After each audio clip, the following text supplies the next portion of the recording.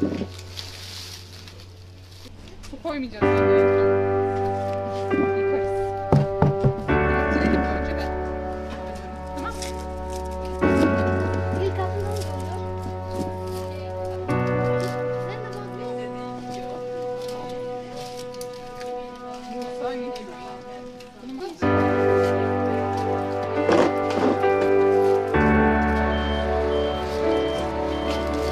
Bir kez kesin al. Herkese söyledim. Bir sefer unutmayın.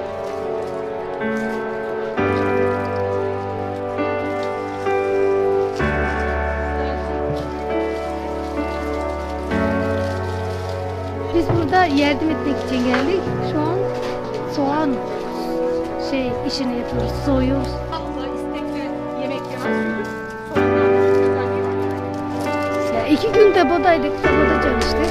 Depodaki yemek gıdada çalışıyorduk ve gıdaya ayırıyorduk ve külüleri yapıyorduk. Ve eğlenceliydi ama yorucu ama eğleniyorduk. Geldik. İlk günde burada çalıştım. Şimdi burada geldik. Yemekler hazırlıyorlar. Onlara yardım ediyoruz. Mesela domates soyuyoruz, soğan soyuyoruz.